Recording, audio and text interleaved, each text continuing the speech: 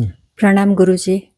गुरुजी, मेरा प्रश्न ये है कि कई बार हमारे जीवन में विकट परिस्थिति आ जाती है, परेशानियां, प्रॉब्लम, और हमें लगता है कि इसकी वजह से ये सब खड़ा हुआ है, तो हम उसे माफ क्यों करें और करना चाहिए भी या नहीं? बार बार जब यही द्वंद मन में खड़ा हो रहा हो तो उसमें से बाहर कैसे निकले?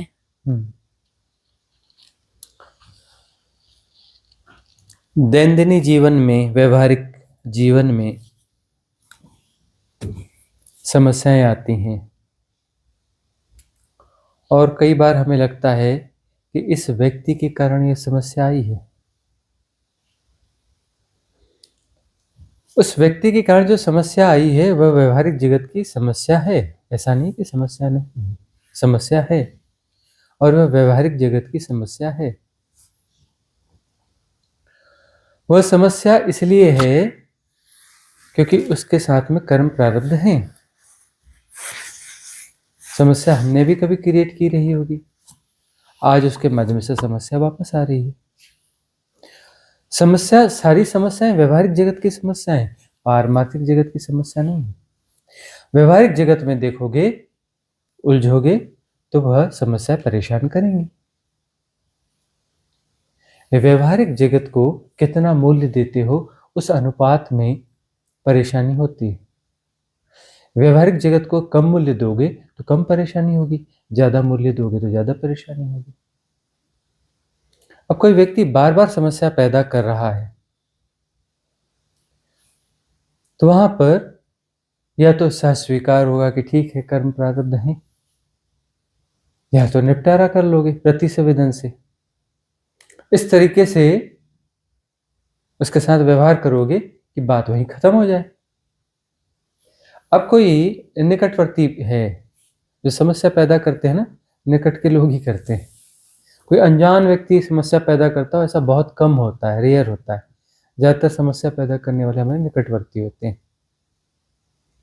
निकटवर्ती हैं मतलब पुराने लेन देन है, तभी तो निकट में है ना। या तो स्वीकार करो या तो फिर जो है कुछ स्ट्रॉन्ग एक्शन लो। हमने ऐसे कई लोगों को देखा है कि घर के किसी व्यक्ति के साथ समस्या है, वह व्यक्ति जो है बार बार समस्या पैदा करता है, बार बार समस्या पैदा करता है, जीवन भर समस्या पैदा करता है और उसको झेल रहे हैं, झेल रहे हैं, झेल रहे हैं। अरे फिर कोई स्ट्रॉन्ग एक्शन लो, उसको झेलना क्यों है? या तो उसके साथ कोई डिस्टेंस मेंटेन कर लो।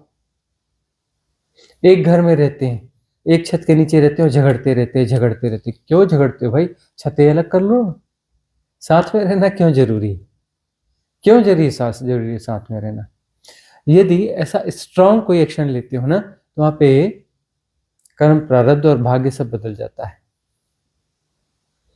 भाग्य इसलिए ऐसा होता है क्योंकि हम कोई निर्णय नहीं ले पाते। मनुष्य के पास जो है फ्री विल है, यदि उस फ्री विल का प्रयोग करो तो भाग्य को बदल सकते हो। साथ में ही रहना है, झगड़ते रहना है या परेशानी में रहना है, उलझते रहना है, क्यों? दूर हो जाओ ना, छतें बदल लो, अलग अलग कर लो छतें। और उसमें बहुत सारे किंतु परंतु हैं। अरे भाई, इसमें यह, इसमें वह, इसमें वह। अरे कुछ रास्ता निकालो, कुछ हानि हो सकता है, आर्थिक हानि हो जाए, कुछ हो जाए, चला लो थोड़ा बहुत, जितना खींच सकते हो खींच लो, अलग हो जाओ। कम से कम सुकून से तो रहोगे, सुकून से तो रहोगे। और वह सुकून मिले तो सुकून का प्रयोग साधना में कर लेना, साधना को गहरा लेना। और यदि वहीं रह रहे हो तो उसे ही साधना बना लो। व्यक्ति है, समस्या पैदा करता है, राजी होना सीखो। वहां पे उसके साथ राजी होना सीखो तो भी वो साधना हो जाए। द्वंद्व में रहते हो, राजी भी नहीं रहते और साथ में भी रहते हो, यही समस्या यह है। जिस व्यक्ति के साथ समस्या है उससे संबंध भी बनाए रखने हैं और समस्याएं भी झेलनी है। क्यों संबंध बनाए रखने? कीमत चुका दो ना, संबंध खत्म कर दो, दूरी बना लो। जो कुछ नुकसान होना है, थोड़ा बहुत नुकसान एडजस्ट कर लो। साथ में भी रहना है, संबंध भी बनाए रखने हैं और समस्या भी नहीं होनी चाहिए, ऐसा तो नहीं हो सकता ना। हम निर्णायक नहीं हो पाते हैं, द्वंद्व में उलझे पड़े रहते हैं। द्वंद्व हमारा खुद का क्रिएटेड है, हम एक तरफ नहीं होते हैं। एक तरफ हो जाए तो समस्या खत्म हो जाए। द्वंद्व हमारे खुद के बनाए हुए हैं, हमारे अनिर्णय से द्वंद्व पैदा होता है। निर्णय हो जाए तो द्वंद्व कैसा? अनिर्णय से द्वंद्व पैदा होता है। और निर्णय की क्षमता हमारे पास है, निर्णय ले सकते हैं। निर्णय लेते ही हम पार हो जाते हैं।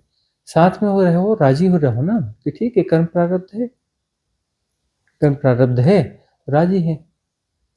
राजी है तो ऐसे बेचारगी में राजी नहीं है, स्वीकार कर लिया कि है भाई, चलो हो जाने दो पूरा उसका।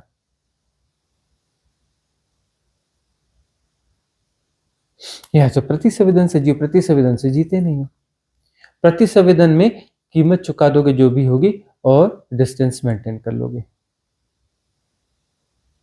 वो खोपड़ी जो है चलती है, मन चलता है, और मन कोई निर्णय के स्थिति तक जाने ही नहीं देता। मन निर्णय तक कभी नहीं जाने देगा। जब भी निर्णय आता है ना, मन के पार से आता है, याद रखना। मन से निर्णय नहीं आता। मन समय है, मन कर्म प्रारब्ध की व्यवस्था है।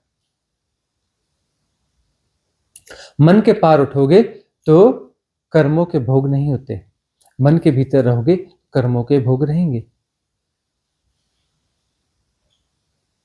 इसलिए मन के पार उठो। साहस करोगे तो मन के पार उठोगे, साहस करोगे तो कीमत भी चुका दोगे।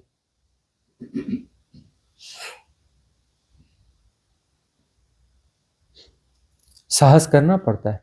साहस करने पर व्यक्ति अपना जीवन बदल सकता है, अपना जीवन बदल सकता है।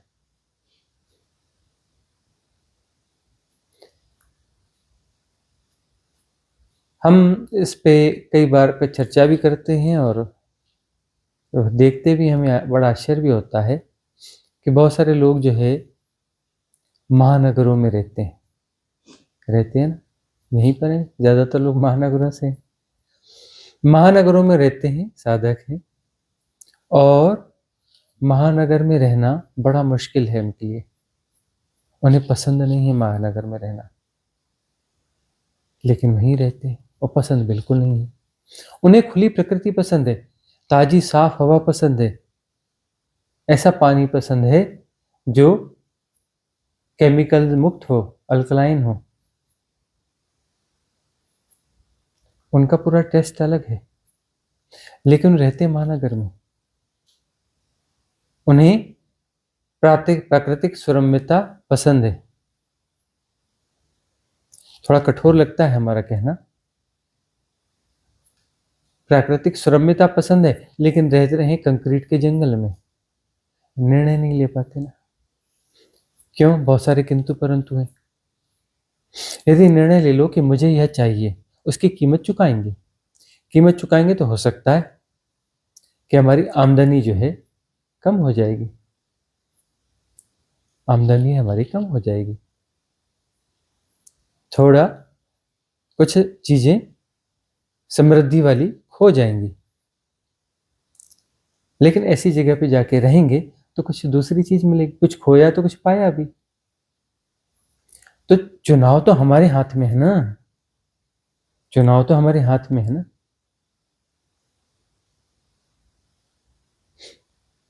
अब इसमें भाग्य का दोष देते हैं, भाग्य का दोष देते हैं मतलब भाग्य को हम चलने दे रहे हैं ना, भाग्य तो चलेगा ही। भाग्य को तुम बदल सकते हो, कर्मों के प्रभाव से तुम बाहर आ सकते हो। निर्णय तुम्हारे हाथ में है। साहस करना होता है, साहस करने वाला भाग्य की रेखाओं को बदल देता है। याद रखना इस बात को, जो साहसी होता है वो भाग्य की रेखाओं को बदल देता है। साधना क्या है? साहसी तो है ना। दुनिया में सारे लोग एक ढंग से जी रहे हैं, तुम उनके विपरीत जा रहे हो, तुम साधना कर रहे हो। बाकी लोग बस आंखें खोल खोल कर कुछ भी देखते रहते हैं, योग्य है देखने योग्य है नहीं है, कुछ भी सब देखते ही रहते हैं, आंखें बंद नहीं करते। आंखें तभी बंद करते हैं जब सो के सपने देखना हो। तो अब तुम निर्णय ले रहे हो कि हम आंखें बंद करके बैठेंगे, सपने देखने के लिए नहीं, साधना के लिए, यथाभूत जानने के लिए। साधना में तुम अपने समय का इन्वेस्टमेंट करते हो देखना सुनने में। देखना सुनना है, वह तुम्हारा इन्वेस्टमेंट है, जिसमें तुम्हारी धारणाएं टूटती हैं, जिन्हें तुम मूल्यवान मानते हो, जो तुम्हें प्रचालित करती हैं, जो तुम्हारे भाग्य को निर्मित करती हैं। उन धारणाओं के कारण ही तुम्हारा भाग्य है। धारणाएं तुम्हारा भाग्य तय करती हैं, वो तुम्हें प्रचालित करती, तुम्हें नचाती हैं। तुम कठपुतली हो धारणाओं के हाथ की। सारे इन्फ्लुएंसेस, मान्यताएं तुम्हें चलाते हैं। तुम निर्णय लेते हो साधना का, जिसमें धारणाएं टूटती हैं, देशना का, जिसमें धारणाएं टूटती हैं। अब तुम्हें धारणाएं नचा नहीं पाएंगी, क्योंकि वह तुम तटस्थ हो, और धारणाएं विसर्जित होती जाएंगी, मिटती चली जाएंगी। तुम्हारा भाग्य का लेखा जोखा तुम पे काम नहीं करेगा। तुम अपनी सहजता में जियोगे। भाग्य में लिखा है कि तुम्हें दुख है, तकलीफ है, तुम्हें परेशानी होगी, झगड़ा होगा, झंझट होगा, और तुम तटस्थ हो, मजे से बैठे हो। न झगड़ा है, न झंझट है, न परेशानी है, तुम तटस्थ हो। तुम्हें प्रतिक्रिया करनी चाहिए और झगड़ा करना चाहिए। तुमने धारणा जो है विसर्जित कर दी, प्रतिक्रिया हो नहीं रही, झगड़ा झंझट हो नहीं रहा। और झगड़े झंझट के बाद में फिर आगे जिंदगी में बहुत उलझन आनी थी। उलझन आएगी कैसे? कॉज ही पैदा नहीं हुआ। झगड़ा झंझट हो तो आगे जिंदगी में उलझन चलेगी उसकी, झगड़ा झंझट से जुड़ी हुई, वो तो पैदा ही नहीं हुआ। कॉज को पैदा ही नहीं होने दिया, तटस्थ रह गए, भाग्य बदल गया।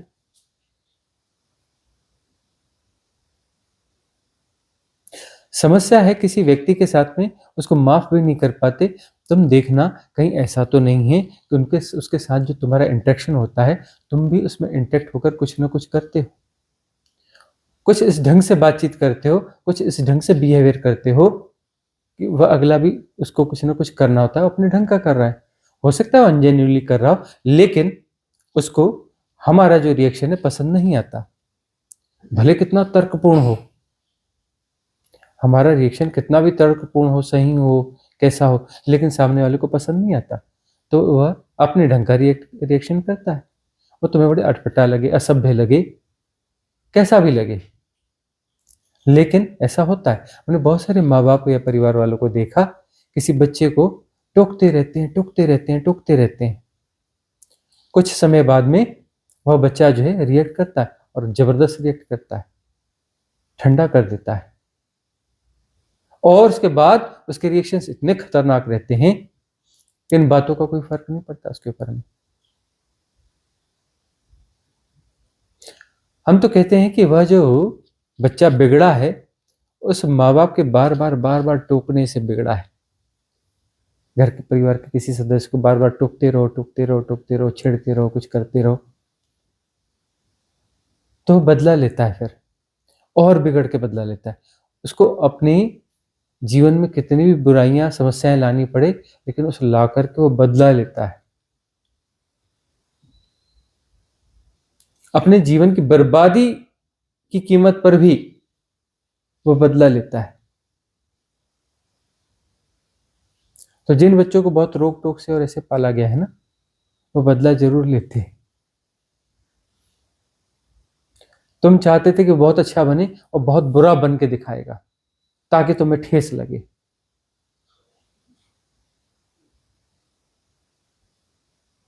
ताकि तुम्हें ठेस लगे, क्योंकि तुमने सहजता से जीने ही नहीं दिया। जब सहजता से जीने ही नहीं दिया, तो तुम्हें छोड़ेगा कैसे? वो अपने आप को उस नीचे तल तक ले जाएगा जिससे तुम्हें ठेस पहुंचे।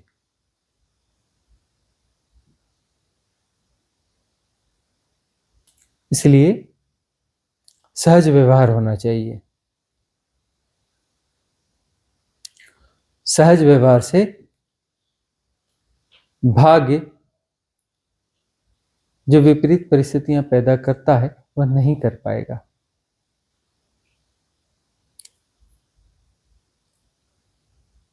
साधना में प्राविधियां हैं, कर्मा क्लिंजिंग, मैट्रिक्स डिजॉल्विंग, सिद्ध क्रियाएं दी हुई हैं। जिब्रेश क्लिंजिंग की न जाने कितनी प्राविधियां हैं। कैथारसिस है, जिब्रेश है, इनका प्रयोग करो। जब क्रोध आए, विकार आए, तो कोई तकिया लो, कोई गद्दा लो, कोई एकांत कोना ढूंढो, एक कमरा ढूंढो और उसमें निकाल दो। क्रोध को निकालो अपने, जिब्रिश करो, सारी एंग्जाइटी निकाल के फेंक दो। फेंक दी तो अब मनुष्य के ऊपर नहीं निकालोगे ना, और मनुष्य के ऊपर निकालोगे तो कर्मों की श्रृंखला तो चलेगी ना, भाग्य तो काम करेगा ही ना। भाग्य के अधीन तुम रहना चाहते हो ना, तो भाग्य तो अपना काम करेगा ही। तुम भाग्य के पार भी तो हो सकते हो, यह फ्री विल तुम्हारे पास है। नहीं लेकिन किंतु परंतु मेरे अनुकूल होना चाहिए, अपेक्षाओं से भरे हुए रहोगे तो भाग्य के अधीन हो। सजग रहोगे तो व्यर्थ चीजें दिखेंगी, विशियस सर्कल दिखेंगे, कार्यकारण की श्रृंखलाएं दिखेंगी। यदि ऐसा हुआ तो फिर आगे ऐसी ऐसी श्रृंखला बनेगी। क्यों पैदा करनी श्रृंखला? रुक जाओ, आगे लंबी श्रृंखला पैदा होगी। श्रृंखला क्यों पैदा करनी?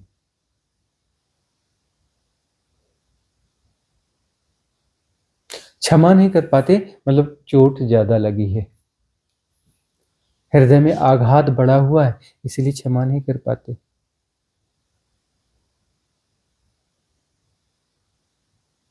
आघात जो लगा है उसमें तुम भी कहीं ना कहीं जिम्मेदार हो। पीछे मुड़ के ठीक से देखो तो सही, शुरुआत कहाँ से हुई थी? क्या उसमें तुम्हारा योगदान नहीं है? 100% अगला गलत है, तुम्हारी कोई गलती नहीं है। ढूंढोगे तो तुम अपने आप को भी दोषी पाओगे। जस्टिफिकेशन तुम्हारे बहुत स्ट्रांग होंगे, तुम अपना दोष शायद 5-10% देखो। यदि तुम निरपेक्ष हो जाओगे तो शायद तुम अपना आधा दोष देख लोगे।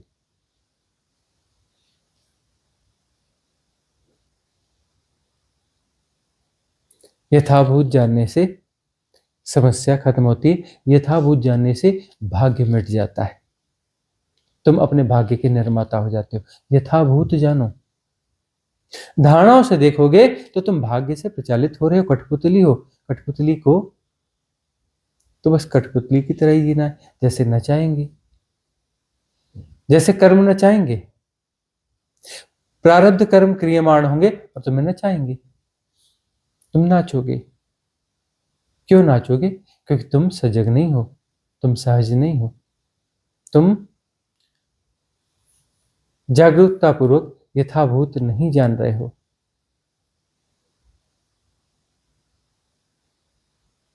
हम तर्क देते हैं, हमें लगता है गहरे तर्क है, सब उथले तर्क होते हैं।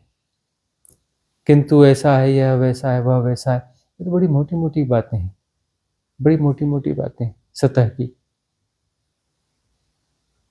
यथाभूत जानो, सारी गहराइयां मिलेगी, खुद को भी देख पाओगे, खुद के उस मैकेनिज्म को देख पाओगे तो सेपरेशन दिखेगा। वह मैकेनिज्म विड्रा हो जाएगा, सेपरेशन विड्रा हो जाएगा। सेपरेशन विड्रा होगा, सारे लोग बदल जाएंगे, तुम्हारे प्रति उनका जो व्यवहार है बदल जाएगा। तुम्हारा सेपरेशन जितना सघन है ना, उतनी ज्यादा प्रतिक्रिया आती है, उतनी ज्यादा आती है। अपने सेपरेशन को विड्रा करो। साधना की प्राविधियां, सिद्ध क्रियाएं इसीलिए हैं, सेपरेशन को विड्रॉ करने के लिए। समाधान उसमें सन्निहित है, साधना में समाधान है, गुणा भाग में नहीं। गुणा भाग में पूरी जिंदगी बीत गई, अभी तक नहीं निकला समाधान, आगे कैसे निकलेगा? किसी का भी नहीं निकला, तुम्हारा कैसे निकलेगा? गुणा भाग में कभी समाधान नहीं है। तर्क वितर्क में कभी समाधान नहीं निकलता। तर्क वितर्क वितर्क से स्थितियां बद से बदतर होती चली जाती हैं।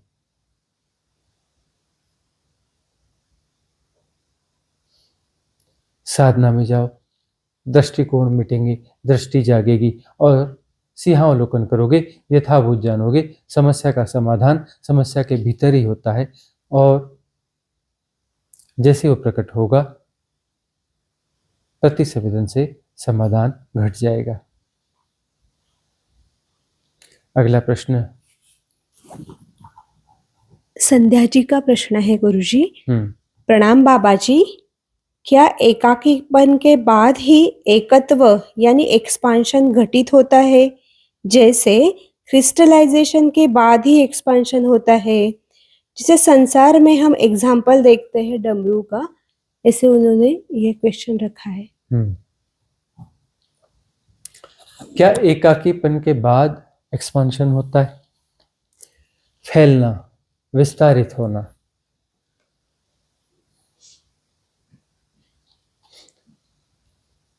एकाकीपन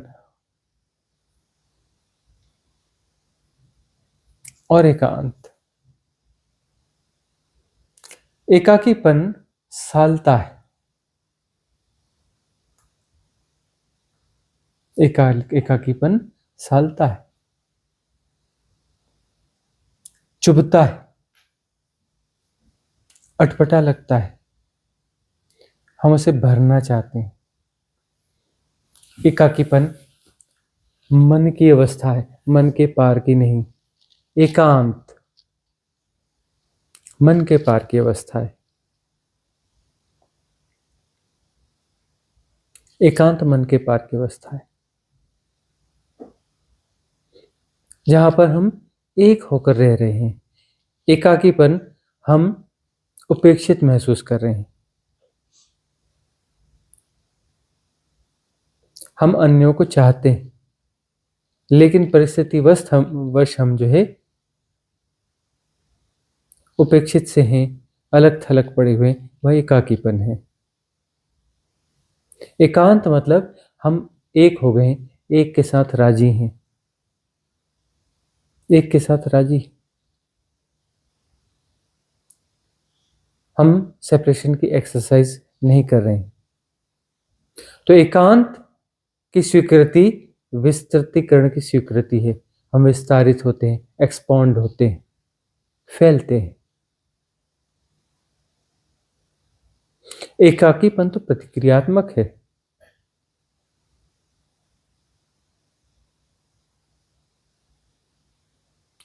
हमें बहुत सारी चीजें पसंद नहीं आ रही हैं, या हमारी चीजें लोगों को पसंद नहीं आ रही हैं, तो एकाकीपन आ जाता है जीवन में, अनचाहा सा। एकाकीपन अनचाहा है। एकांत जो है आशीर्वाद है, आशीष है अस्तित्व की। एक में जाके अंत होना, वननेस, सारी चीजें एक में समा जाएं। एकांत आनंदपूर्ण होता है, एकाकीपन दुखपूर्ण सालता है।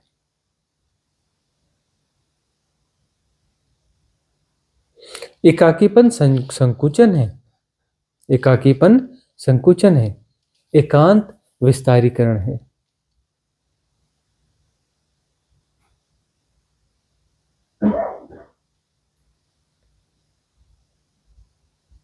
एकांत ऐसा लगता है कि इसे हम घबराएंगे। वह मन एकांत के लिए राजी नहीं होता, क्योंकि एकांत मन के पार है, मन के ऊपर है। एकाकीपन मन का खेल है, मन का मैट्रिक्स है।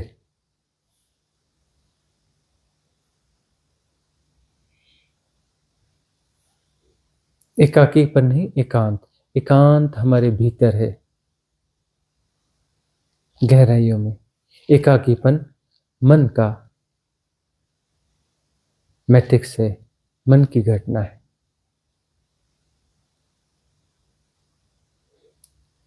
साधना में हम मन के पार उठते हैं, एकांत घटता है, एक में अंत होता है, विभाजन मिटते हैं। साधना से एकांत घटेगा और वही विस्तारीकरण है। एक विराट होता है, एक विराट होता है। अनंत नहीं होता, बात ठीक है, विराट तो होता है। अभी ये खंड खंड जी रहे हो, क्षुद्र दायरों को जी रहे हो, टुकड़े टुकड़े। एक में विराटता तो है, द्वंद्व तो नहीं है। निर्द्वंद अवस्था है एकांत। एकांत निर्द्वंद अवस्था है, एकाकीपन द्वंद्वात्मक है।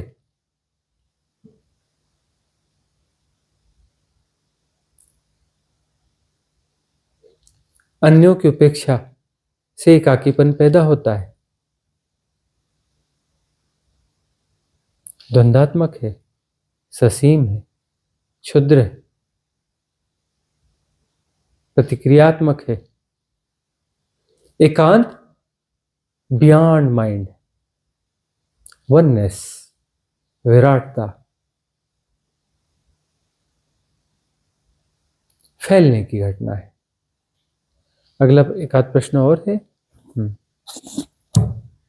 प्रणाम गुरुजी, मेरा प्रश्न है, हम सूर्य क्रिया कर रहे हैं, सूर्य की ऊर्जा ले रहे हैं और उसके इफेक्ट भी हम देख रहे हैं।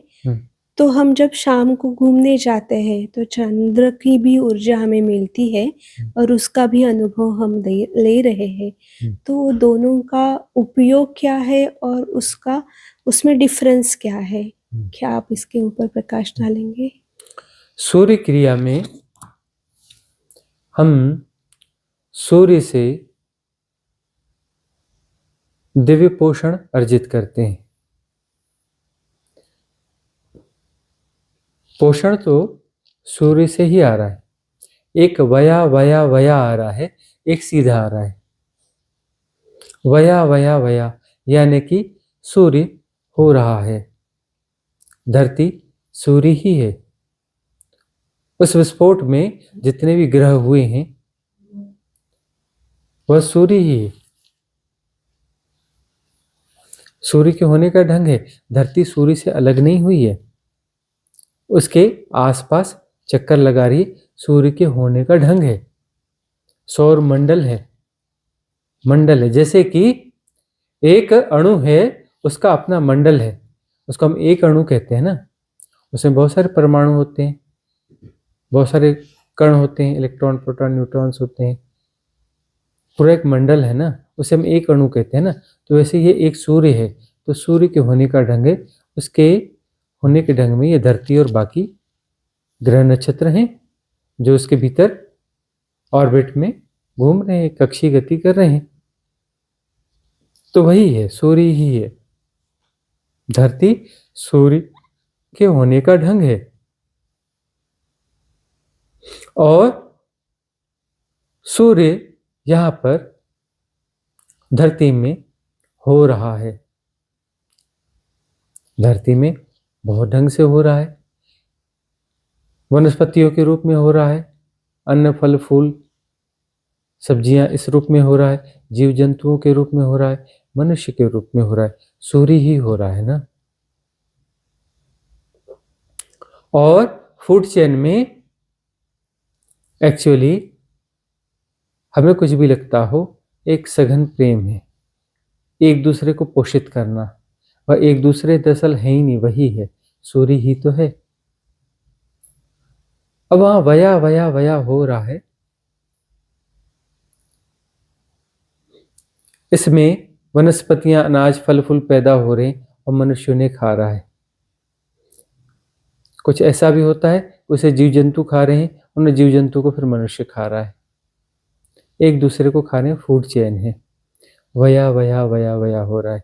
यहाँ हम सेपरेशन को जी रहे हैं और दूसरे सेपरेशन है, उनको मर्ज कर रहे हैं। मर्ज करके हम एकत्व की दिशा में बढ़ने की कोशिश कर रहे हैं, हालांकि इससे एकत्व घटता नहीं है। तुमने सब्जी खा ली तो सब्जी के साथ तुम्हारा एकत्व हो गया, फ्रूट खा लिया तो उसके साथ एकत्व हो गया, ऐसा होता नहीं है। कोशिश एकत्व की है। अब वया वया न करते हुए तुम सूर्य के साथ, क्योंकि तुम सूर्य की संतान हो, सीधे जुड़ते हो और सीधे सूर्य से पोषण लेते हो। सीधे यदि सूर्य से पोषण लेते हो तो यह जो शरीर है, इस शरीर के बहुत सारे मैट्रिक्स डिजॉल्व हो जाएंगे। तो सूर्य जो है शरीर को पोषित करता है, सूर्य शरीर को पोषित करता है। वया वया करो या सीधे करो, सूर्य क्रिया में शरीर का पोषण सीधे सीधे होगा। सूर्य क्रिया फिजिकल बॉडी से ओरिएंटेड है। चंद्रमा है, चंद्रमा तुम्हारे मनोमय शरीर से जुड़ा हुआ है, मन से जुड़ा हुआ है। वह तुम्हारे मन को पोषण देता है, और तुम्हारे मन के विकार भी जो है ना, वो चंद्रमा से जनित है। उथल पुथल होती है ना तुम्हारे मन में, चंद्रमा के प्रभाव से होती है। लूनाटिक इफेक्ट्स, चांद मारा, चंद्रमा के प्रभाव है ना। 16 कलाएं होती हैं चंद्रमा की, हर कला का प्रभाव जो है मन पर अलग अलग होता है, मन पर अलग अलग होता है।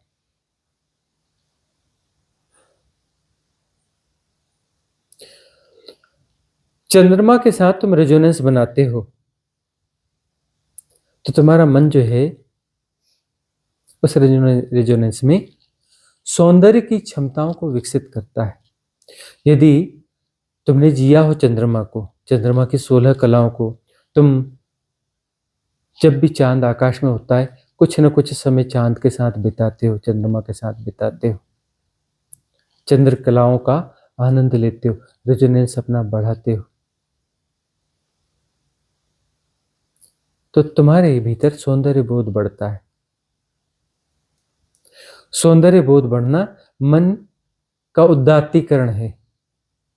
एक मन है जो बहुत सांसारिक है, वह सौंदर्य की ओर उन्मुख नहीं होगा, प्राकृतिक सौंदर्य की ओर उन्मुख नहीं होगा।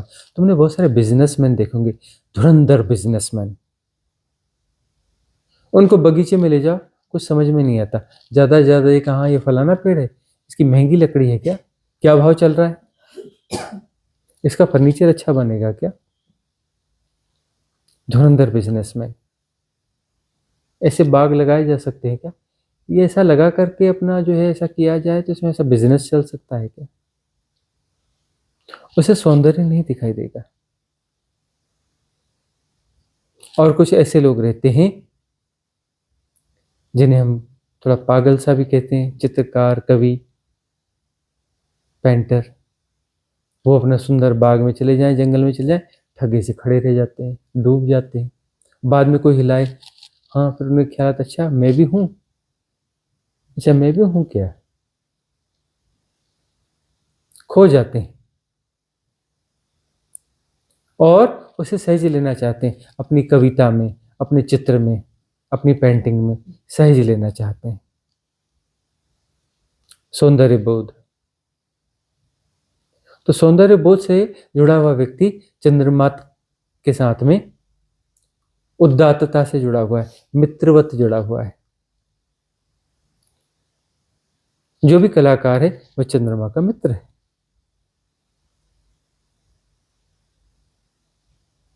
किसी भी कला में हो वह चंद्रमा का मित्र है।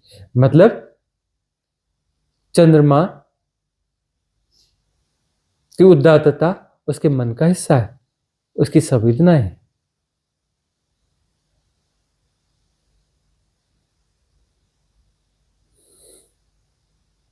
तो चंद्रमा के साथ प्रेम होना चाहिए, जुड़ना चाहिए। उसकी लहरें तो हैं, उन लहरों का तुम कैसा प्रयोग कर पाते हो। वह तो एक शक्ति है, वह एक तरंग है, उन तरंगों का तुम कैसा प्रयोग कर पाते हो। यदि उन तरंगों का तुम ठीक ठीक प्रयोग न कर पाओ, दुनियादारी में एकदम से भिड़ जाओ, तुम देखना वो सिजोफ्रेनिक लोग होते हैं, वह मनोविकृत लोग होते हैं।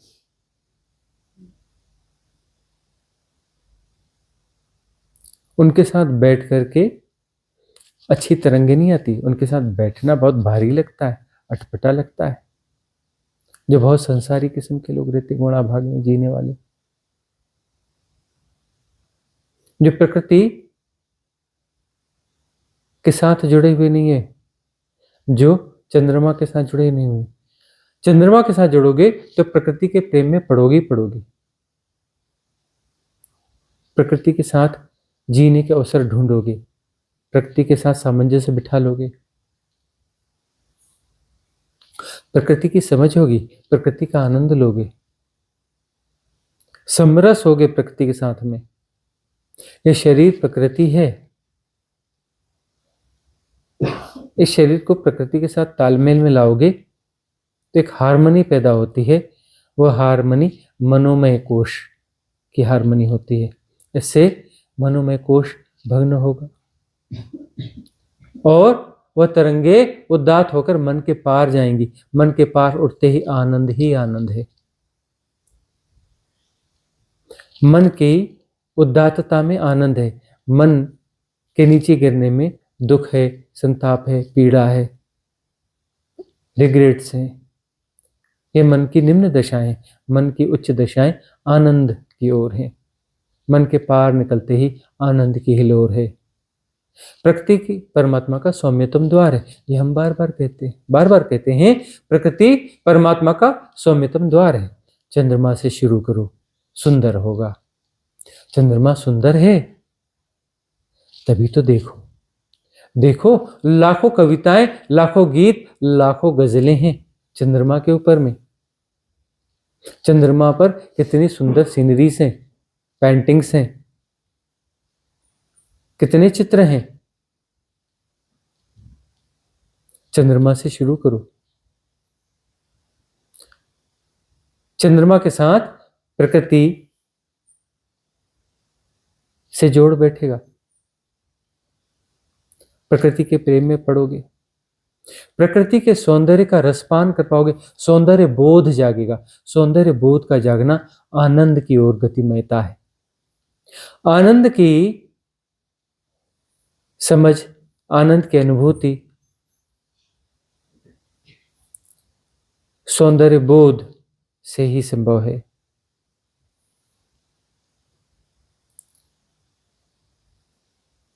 सौंदर्य बोध में तुम घुलना मिलना सीखते हो।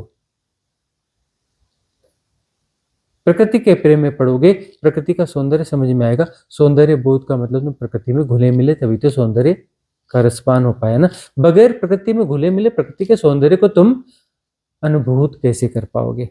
यदि चंद्रमा के सौंदर्य को अनुभूत करना है तो चंद्रमा में घुलना मिलना पड़ेगा। चंद्रमा में तुम घुल मिल गए तो चंद्रमा का सौंदर्य प्रकट होने लगेगा, तुम्हारा सौंदर्य बोध बढ़ जाएगा। फिर तुम छोटी छोटी चीजों में सौंदर्य देख पाओगे। छोटा बच्चा जो है चंद्रमा से जुड़ा हुआ होता है। जैसे जैसे बड़ा होता है सभ्यता उसे चंद्रमा से दूर कर देती।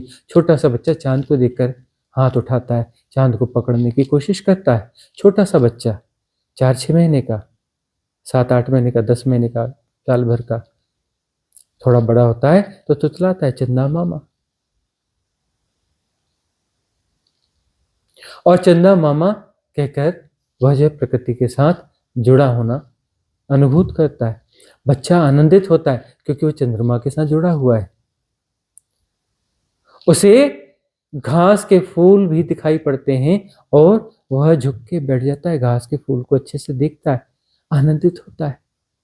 तुम्हें तो घास का फूल कभी दिखाई नहीं देता। बड़े फूल बड़े दिखाई देते हो, छोटे छोटे फूल तो दिखाई भी ना देते होंगे। तुम्हें दिखाई भी ना देते होंगे। बड़ी छोटी सी तितली होती है ग्रे कलर की। मक्खी तो बहुत बड़ी हो गई। बहुत छोटी सी तितली होती है, मक्खी तो बहुत बड़ी हो गई, ग्रे कलर की होती है और वो छोटे छोटे घास के फूलों पे बैठती है। क्या तुमने अनुभूत किया है उन्हें? बहुत सुंदर होती है, ग्रे कलर की, बहुत छोटी सी तितली, कंप्लीटली तितली होती है, बहुत सुंदर होती है। वो घास के फूलों पे बैठती है और घास के फूल गजब के सुंदर होते हैं। कभी तुम प्रयोग करना, अब अच्छे अच्छे मोबाइल आ गए इनके कैमरे, उसको जूम कर करके घास के फूलों की फोटो लेना, तुम्हारे इन फूलों से भी ज्यादा सुंदर होते हैं।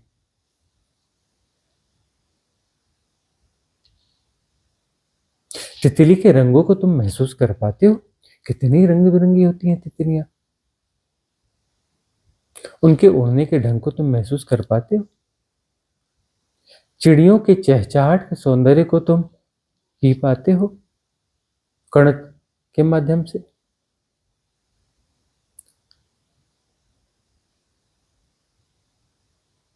आकाश के परम विस्तार को, चांद के साथ तारों कि बारात को तुम देख पाते हो? तारों का सौंदर्य तुम देख पाते हो? स्टार गेजिंग करते हो कभी? प्रकृति परमात्मा का सौम्यतम द्वार है। चंद्रमा से शुरू करना। चंद्रमा सौंदर्य बोध का कारक है और सौंदर्य बोध की परम समझ जो है परमात्मा की समझ बन जाती है। याद रखना, क्योंकि परमात्मा परम सुंदर है, परम सौंदर्य है परमात्मा।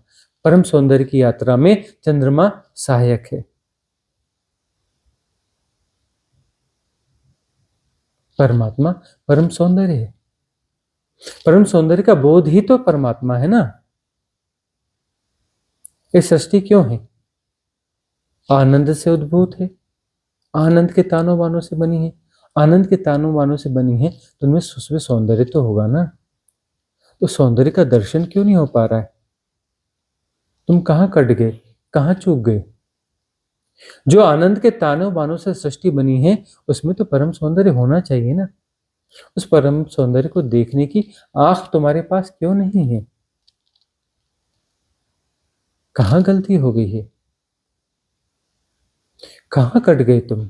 कहां उलझ गए? कहां खो गए? किस संसार को तुमने निर्मित किया? किस संसार में तुम उलझ पुलझ कर अपने सौंदर्य बोध को खो चुके हो? चंद्रमा से वापस जुड़ो, वापस जुड़ो। जिंदगी में रस आएगा, रस चंद्रमा से आएगा। मन दुश्मन नहीं है, मन बुरा नहीं है। मन सहज हो तो मन ही गीत है। मन सहज हो तो मन आनंद है। मन सहज हो तो मन सौंदर्य है। मन सहज हो तो मन मार्ग है, परम का मार्ग है। मन को तुमने विकृत किया है, नीचे ले जाकर अधोगामी करके तुमने मन को विकृत किया है। ऊर्ध्वगामी कर दो मन को। मन मार्ग है परमात्मा का, सौंदर्य का, संगीत का। संगीत तुम देखते नहीं? मन की उदात्त क्षमता है संगीत। मन की उदात्त क्षमता है चित्रकारी, पेंटिंग्स। मन की उदात्त क्षमता है कविताएं, गजलें, गीत। मन की उदात्त क्षमताएं हैं। यह मार्ग है, परम का मार्ग है। चंद्रमा से जुड़ो, चंद्रमा से शुरू करो। चंद्रमा तुम्हारे लिए सहयोगी होगा साधना में। मन दुश्मन नहीं है। मन का तुम दुरुपयोग करते हो, मन का सदुपयोग करो। मन मित्र है, मन मित्र है। वह मार्ग है परम का।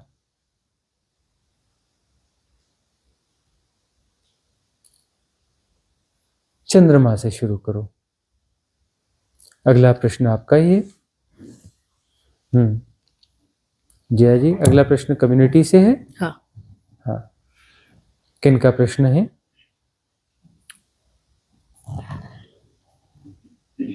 दीपाली जी का। दीपाली जी का है। गुरुजी, अपनी कम उम्र में भी ओशो को सुनती थी। बुद्धि के स्तर पे बहुत सुंदर आकर्षण महसूस होता है। उनकी देशनाओं में सारे वचन, सारे तर्क खूब सराहनीय है, लेकिन ओशो के साथ रिजोनेंस महसूस नहीं होता जैसा आपके साथ होता है। आप जो भी बोले बस वो सीधा हृदय को छूता है। दिमाग और दिल का द्वंद्व जैसा कुछ बचता नहीं। आप भी तो ओशो के डिवाइन सपोर्ट सिस्टम के पार्ट है, लेकिन फिर आपके प्रति एक अलग भाव क्यों महसूस होता है? आभार। दीपाली, तुम्हारा हमारे साथ जो रेजोनेंस घटा है बहुत गहरा रेजोनेंस है। इतना गहरा रेजोनेंस सबका नहीं घट पाता जितना तुम्हारा हमारे प्रति है। तुम इंटेलेक्चुअल हो, तुमने दुनिया देखी है, देश विदेश घूमी हो, रही हो, खूब एजुकेटेड हो, काफ़ी पढ़ाई लिखाई करी है तुमने, सारा कुछ देखा है संसार, साधना की विभिन्न पद्धतियों से जुड़ी रही हो, सबको सुना, देखा, परखा, तब भी तुम्हारा हमारे साथ रेजोनेंस है।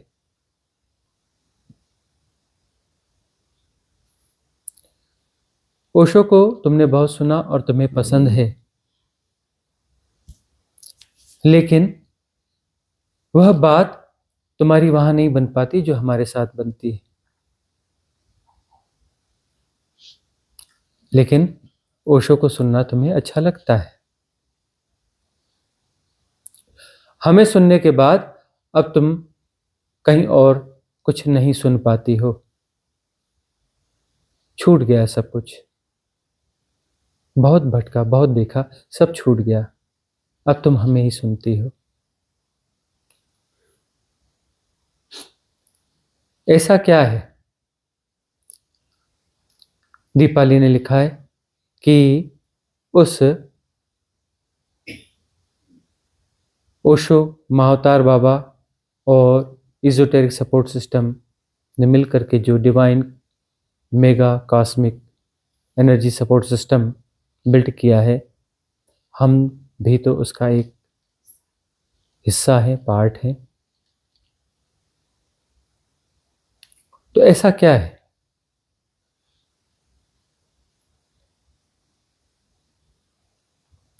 जो भी आगे घटेगा इसके बाद वह ज़्यादा प्रासंगिक होगा। ओशो प्रासंगिक हैं, महत्वपूर्ण हैं, सम्मानीय हैं, भगवत पुरुष हैं, गोल्डन एरा के जन्मदाता है महाअवतार बाबा के साथ। लेकिन हमारे साथ ज़्यादा रेजोनेंस इसलिए होगा कि हम ज़्यादा प्रासंगिक हैं, हम ज़्यादा प्रासंगिक हैं। हम चुने हुए लोगों के साथ ज़्यादा प्रासंगिक हैं, उन लोगों के साथ जो सचमुच मुक्ति पथ के राही हैं, जो हियर एंड नाउ साहस करते हैं, जिनका जीवन साधना के प्रति उन्मुख है, साधनोन्मुख है, जो दांव लगाना चाहते हैं। हम ओशो जिस देशना को देते रहे हैं उसके अनुरूप हैं, यह बात अधूरी है।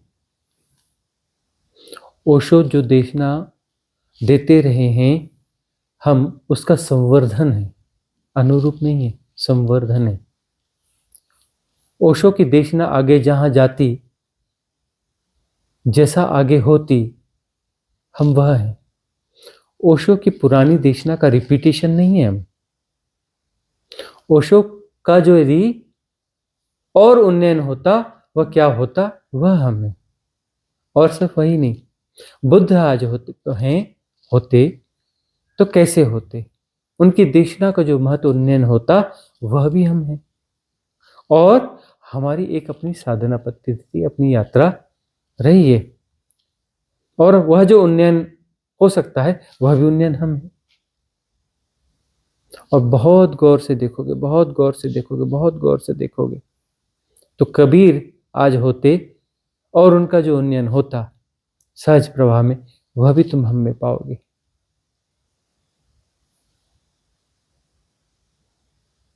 गौर से देखो, जो मेगा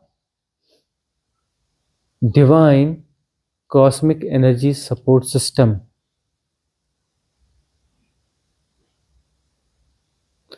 उसमें जितने भी सपोर्ट सिस्टम हैं, सबको इंटरकनेक्ट किया गया है, सबको इंटरकनेक्ट किया गया है।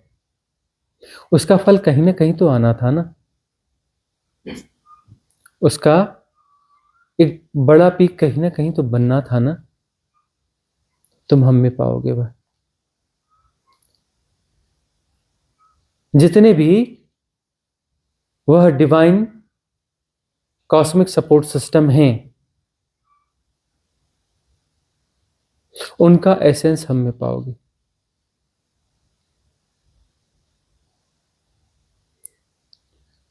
यदि पुराने ग्रंथों शास्त्रों की बातों का दोहराव मात्र हो तो वह तो आजकल एक इलेक्ट्रॉनिक डिवाइस कर देता है ना। बहुत सारे वो प्लेटफॉर्म्स हैं, गूगल वगैरह, ये वह है ना, चैट जीपीटी, क्या क्या है, उस सब में आ जाएगा वह। दोहराव की बात है ना, दोहराव तो कहीं भी मिल जाएगा, उपनिषदों का, इधर का उधर का। हम संवर्धन है, रिपीटेशन नहीं है, उन्नयन है। इसलिए हमारे साथ रेजोनेंस महसूस कर पाओगी। रिपीटेड चीजों को तुम एक्सेप्ट नहीं कर पाओगी। तुम्हारी मेधा पहचान जाएगी कि यह रिपीटेड है, तुम मेधावान हो। रिपीटेड चीजों से तुम उलझने वाली नहीं हो। किसी भी ऐसी जगह पर तुम दिन दो दिन भी न टिक पाओगी, क्योंकि वह सब रिपीटेशन है। हम संवर्धन है, समय के पीछे नहीं, समय के आगे।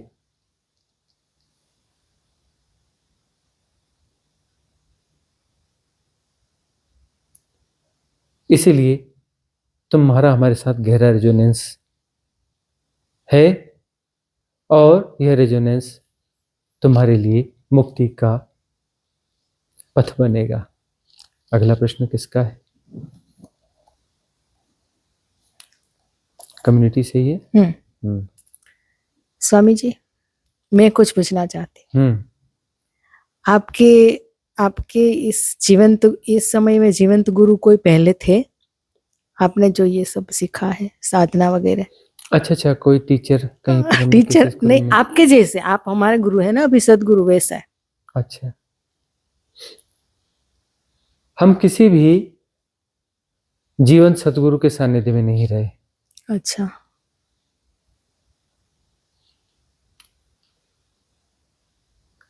लेकिन जो divine cosmic energy support system है,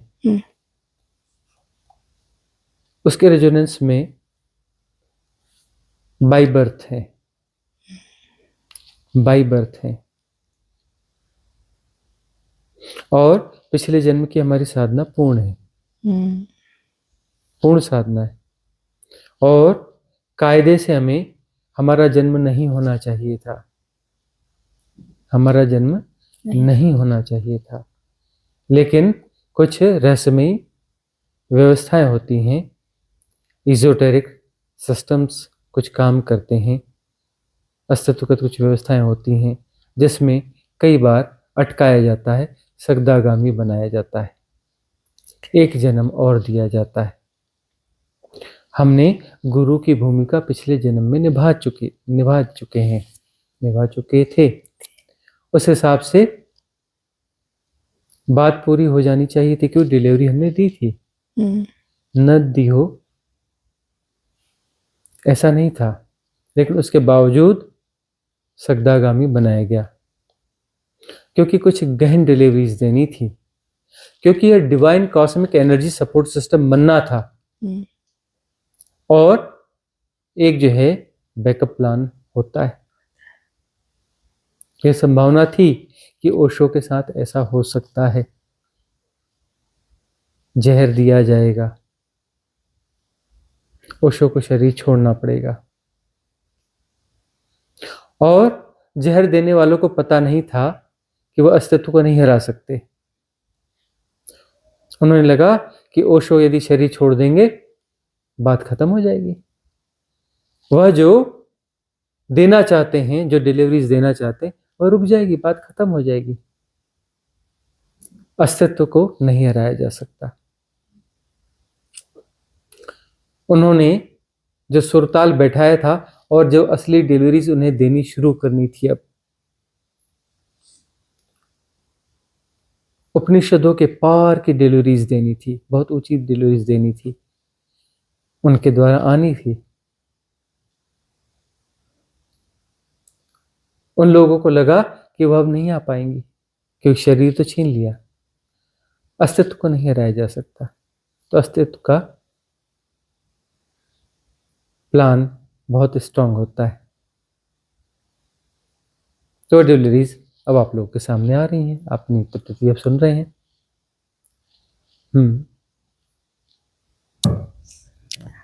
नालंदा का प्रश्न है। हम्म। नमस्कार भगवान, अगर हम हमारी नाड़ी को हमारी इच्छा से स्विचिंग करने लगे तो इसका साधना में गहरा जाने के लिए हम उसका उपयोग कैसे करें, या फिर जीवन में अन्य परिवर्तन करने में उसका क्या उपयोग होगा? नाड़ी की स्विचिंग यदि हम अपनी इच्छा से कर सके, चंद्र नाड़ी और सूर्य नाड़ी की, एक सुषुम्ना नाड़ी, 3 नाड़ियां होती हैं। इतना आसान नहीं है नालंदा कि स्विचिंग कर लें। उसका एक ड्यूरेशन होता है, एक ड्यूरेशन के बाद में फिर स्विचिंग होती है, और डायरेक्ट स्विचिंग नहीं होती। इड़ा पिंगला बन जाएगी, सूर्य नाड़ी चंद्र नाड़ी बन जाएगी सीधे, ऐसा नहीं होता। सूर्य नाड़ी चंद्र नाड़ी बनेगी तो पहले सुषुम्ना, मध्य में सुषुम्ना भी चलेगी कुछ समय तक। चंद्र नाड़ी सूर्य नाड़ी बनेगी तो पहले बीच में स्विचिंग का जो पीरियड होता है उसमें सुषुम्ना नाड़ी भी होगी, और जब इसका अपोजिट होगा तो फिर से सुषुम्ना नाड़ी होगी मध्य में। और उस स्विचिंग आसान नहीं होती, ठीक है ना। उस स्विचिंग को करने के लिए कुछ ढंग होते हैं कि तुम लेट जाओ, जिस करवट लेटोगे उसके अपोजिट वह चलेगी। यदि तुम बाई करवट लेटे हो तो तुम्हारा दाहिना स्वर चलेगा, सूर्य स्वर चलेगा। यदि तुम दाहिनी करवट ले हो तो बायां स्वर चलेगा, है ना। इसीलिए जो है भोजन के बाद में शतपथ 100 कदम चलना चाहिए। जरूरी नहीं कि 100 कदम चलना चाहिए, 200, 250, 300, 400 कदम चल लो, 500 कदम चल लो। उसके बाद एक पावर नैप लेनी चाहिए। पावर नैप लो तो बाई करवट लेटो 15 मिनट कम से कम, क्योंकि भोजन के बाद 15 मिनट सूर्य नाड़ी चलनी चाहिए। उससे भोजन तुम्हारा ठीक से डाइजेस्ट होता है। यदि तुम्हारा सूर्य स्वर चल रहा हो और भोजन करो तो भोजन में बड़ा स्वाद आता है। भूख लगी हो और दाहिना स्वर चल रहा हो, सूर्य स्वर चल रहा हो और भोजन करो तो बहुत स्वाद आएगा, बहुत इजी डाइजेस्ट होगा। और भोजन के बाद कम से कम 15 मिनट तक सूर्य स्वर चलना चाहिए, सूर्य नाड़ी चलनी चाहिए। नहीं चल रही हो तो बाईं करवट लेट जाओ, सूर्य स्वर को चलने दो, भोजन बहुत अच्छे से डाइजेस्ट हो जाएगा। भोजन को पचाने में दिक्कत हो रही है तो अस्तित्व का इशारा समझो, अनाज खाना छोड़ दो, बार बार खाना छोड़ दो, भारी खाना छोड़ दो, तो वह भोजन जो है बड़ी आसानी से पच जाता है। उसमें सूर्य स्वर न भी चल रहा हो तो भी पच जाता है। हालांकि सूर्य स्वर चलना तब भी अच्छा होता है। चंद्र नाड़ी जो है, चंद्र नाड़ी साधना के लिए होती है। चंद्र नाड़ी चल रही हो तो साधना के लिए अच्छा रहता है, खास तौर पर हठी योगी के लिए। और सुषुम्ना नाड़ी में सहज योग होता है। जब सुषुम्ना नाड़ी चल रही हो वह सहज साधना के लिए, सहज योग के लिए बहुत अच्छा होता है। चंद्र नाड़ी चल रही हो उस समय कोई भी कठिन कर्म कर सकते हैं। उस समय औषधि का सेवन करना चाहिए। औषधि शरीर को ज़्यादा लगती है। यदि दवा खाई है, कोई जल पिया है, जल पिया, तरल पदार्थ पिया, तो भी चंद्र नाड़ी चलनी चाहिए। दवा खाई है तो उसके बाद में चंद्र नाड़ी चलती रहे तो दाहिनी करवट लेट जाओ ताकि चंद्र नाड़ी चल सके, दवा का असर ज़्यादा होगा। ऐसे बहुत सारे उपयोग होते हैं। सुषुम्ना नाड़ी चल रही हो तब कोई भी कर्म नहीं करना चाहिए, कुछ भी नहीं करना चाहिए, शांत होकर बैठ जाना चाहिए, कुछ खाना पीना भी नहीं चाहिए। स्विचिंग के लिए जो है कॉटन लिया जाता है, अच्छी क्वालिटी का कॉटन, वो सिंथेटिक वाला नहीं, रियल कॉटन। रियल कॉटन का थिन कपड़ा लिया जाता है, पग का कपड़ा होता है ना, पगड़ी का, वाइट, उसमें जो है छोटे छोटे बॉल्स बनाए जाते हैं और सिए जाते हैं जो हमारे नोस्ट्रल साइज के हों, नोस्ट्रल को ब्लॉक कर सकें। तो उसके आधार पर जो है स्वरों को चलाया जाता है। स्वर संधान करते हैं, अनुलोम विलोम करते हैं, ये सब करते हैं, उसमें स्वरों को ठीक कर लेते हैं, रिदमिक कर लेते हैं। जब ठंड बहुत ज़्यादा हो, कोई उपाय ना हो, तो चंद्रस्वर को उसमें वह लगा दो, वह जो होता है ना बॉल बनाया कॉटन का, उसे ब्लॉक कर दो चंद्रस्वर को। चंद्रस्वर को ब्लॉक करके आराम से ठंड में बाहर खाट निकाल के एक चादर ओढ़ के सो जाओ, कोई दिक्कत नहीं होगी। पसीने आने लगे तो चादर उतार देना, हो सकता है पसीना आने लगे। बहुत गर्मी हो, कोई उपाय ना हो, बिजली ना हो, गर्मी गर्मी लग रही हो, तो बॉल को सूर्य स्वर में डाल देना, दाहिनी करवट लेट जाना, चंद्र स्वर को चलने देना, गर्मी धीरे धीरे धीरे कम हो जाएगी, शीतलीकरण हो जाएगा। चंद्र स्वर शीतलीकरण करता है, ठंडा करता है। इस प्रकार के ऐसे प्रयोग होते हैं, स्वर विज्ञान है, और भी 1000 प्रयोग हैं स्वर विज्ञान के। साधना में कैसे सहयोगी है? अरे भाई, यदि तुम जो है उसके अनुसार भोजन और पानी और औषधि का प्रयोग करोगे, शरीर ठीक रहेगा, स्वस्थ रहेगा, तो साधना के लिए अनुकूल हो जाएगा। सुषुम्ना नाड़ी चल रही हो तब साधना ज़्यादा अच्छी हो जाएगी। सुषुम्ना नाड़ी पहचानोगे तो साधना में जाओगे। तुम स्विचिंग आसानी से कर लोगे ऐसे ही। ये थोड़ा मुश्किल काम है, थोड़ा मुश्किल काम है, और उसके चक्कर में पड़ना भी नहीं चाहिए।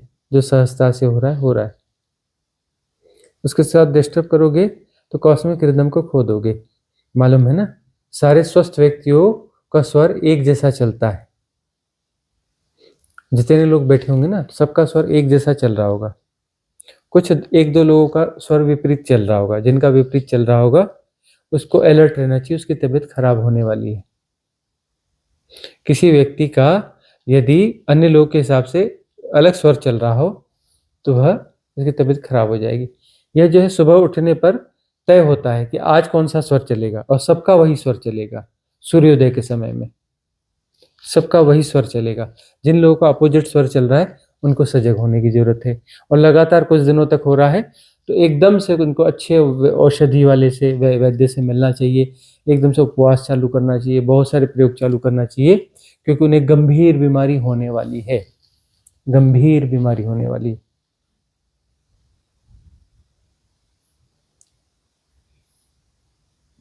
बहुत लंबा चल रहा है, मतलब कुछ महीना चल गया, मतलब मान के चलना चाहिए, क्योंकि बीमारी 6 महीने पहले आती है भीतर, शरीर में 6 महीने बाद आती है ना।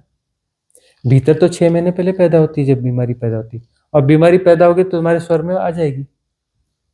तुम्हारे अंतर शरीर में बीमारी आ गई तो तुम्हारे स्वर में पहले आएगी ना, स्वर में पता चल जाएगा ना कि बीमारी आ गई।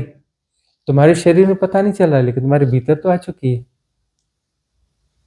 आ चुकी तो तुम्हें अपने पूरी जीवन शैली को बदलने की जरूरत है स्ट्रांगली, और पहले से औषधि लेना चाहिए। चीन में नियम था कि हर गांव में वैद्य हुआ करते थे, और वैद्य को फीस बराबर पे करनी है, फीस बराबर पे करनी है। हर स्वस्थ आदमी को वैद्य को फीस देना है। जो भी स्वस्थ है वह फीस देगा वैद्य को, और नियमित फीस देगा। महीना बांध लेगा, हर महीने फीस देगा। स्वस्थ है और उसको फीस देना है। अच्छी है, चाइना का पुराने चाइना का नियम था।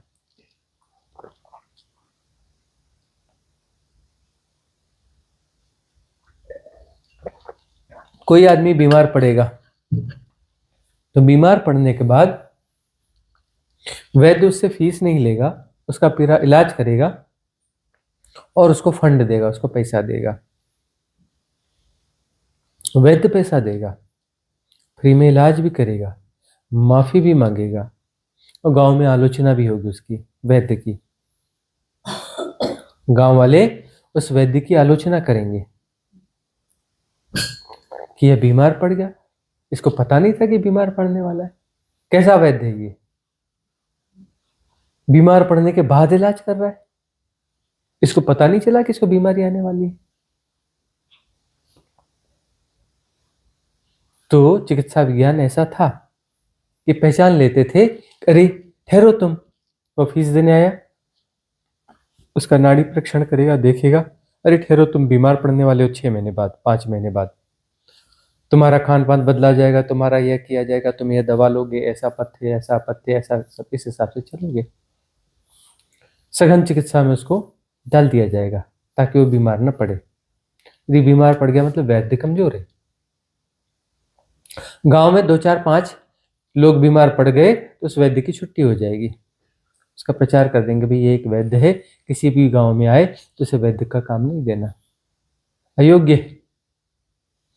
इसके रहते गांव में लोग बीमार पड़ते हैं।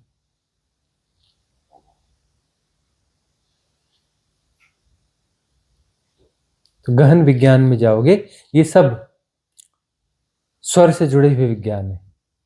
चिकित्सा बहुत गहरे में स्वर से जुड़ा हुआ विज्ञान है। गंध चिकित्सा, स्वर चिकित्सा, है ना, ध्वनि चिकित्सा, रंग चिकित्सा, एक्यूप्रेशर, एक्यूपंचर, बहुत गहरे विज्ञान है।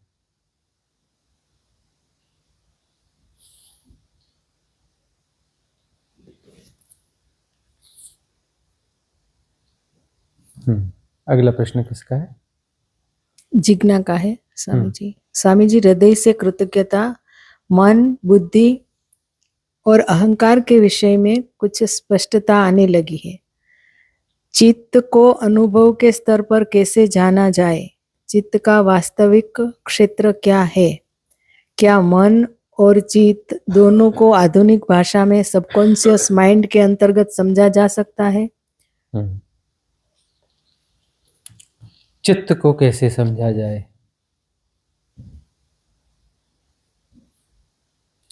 चित्त एक आकाश है,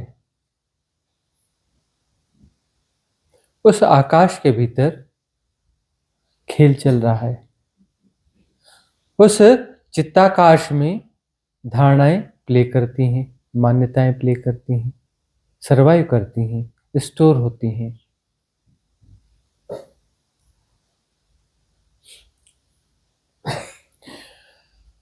चित्त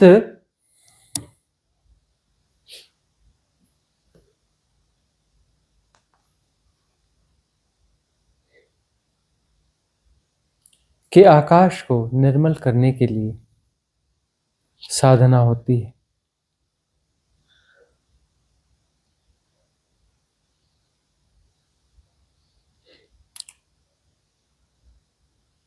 चित्त का बहुत सारा हिस्सा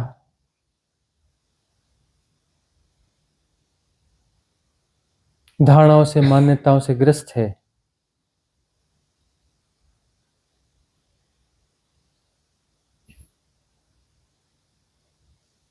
और स्वस्थ चित्त न होने के कारण तरह तरह के विकारों को जिया जाता है। मन जो है, मन चेतन और अचेतन है। अचेतन मन यानी कि उसमें बहुत सारी धारणाएं और मान्यताएं स्टोर हैं। चेतन यानी कि जो कि खुला हुआ है। अब ये जो है सबकॉन्शियस माइंड से जो उठेगा विकार, उदीर्णा होगी, विचार, मान्यता, तो वो जहां जाकर के प्ले करता है उस जगह को हम चित्त कहते हैं। चेतन और अचेतन के मध्य का वह संधि क्षेत्र जो है चित्ताकाश है।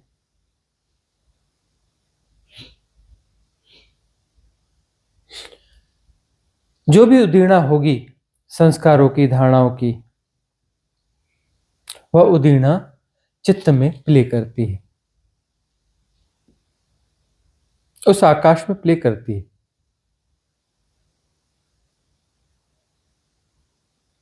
और चेतन वहां से उसे जान रहा होता है। चेतन यदि उसके साथ एसोसिएट होता है तो वो धारणा बलवती हो जाती है। बलवती हो जाती है, चित्त का प्रसार होता है, चित्त का प्रसार होता है। और धारणा चित्त का प्रसार करती है, चित्त प्रभावी होने लगता है उस धारणा के प्रभाव में। चेतन चित्त के अंतर्गत आ जाता है, चेतन चित्त के प्रभाव में आ जाता है।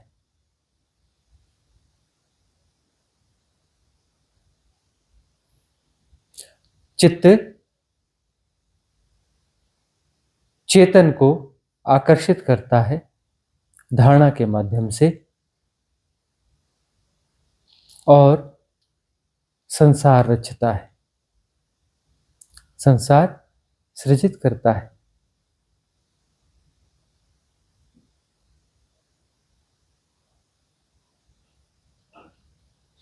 सजगता से,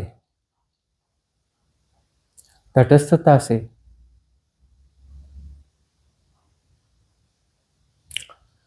चेतन से सन्नद्ध जो चित्त है,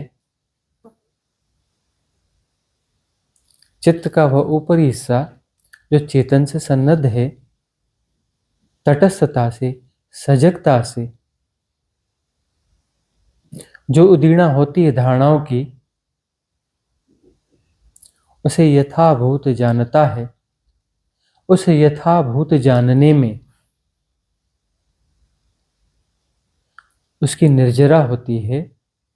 निर्जरा होने से चित्ताकाश का प्रसार होता है, तब भी प्रसार होता है। उस प्रसार में जो नीचे अवचेतन मन है वह घटता है। इस प्रसार में चेतन मन घटता है, इस प्रसार में अवचेतन मन घटता है।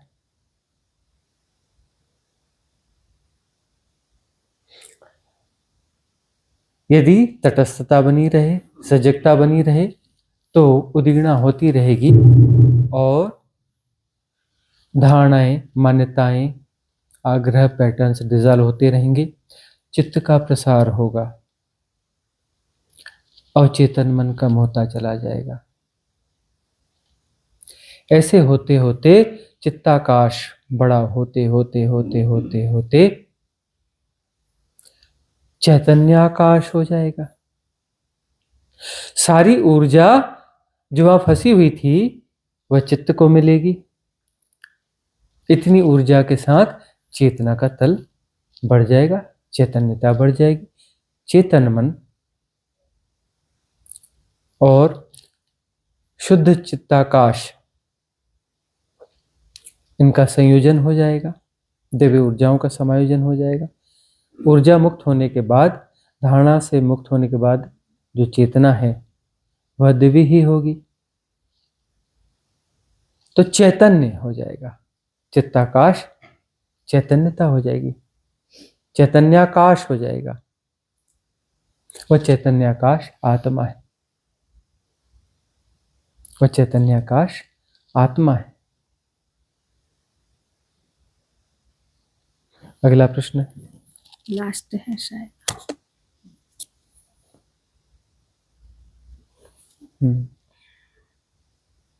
किसका प्रश्न है? सुजाता नेगी का है। स्वामी जी प्रणाम। आपकी देशना की रील दिन भर दिमाग में चलती रहती है। इस समय में दैनिक कार्य यंत्रवत होते हैं। क्या उस समय मैं सजग हूँ? क्या ये हिप्नोटिज्म है? दैनिक कार्य जो है यंत्रवत चल रहे हैं।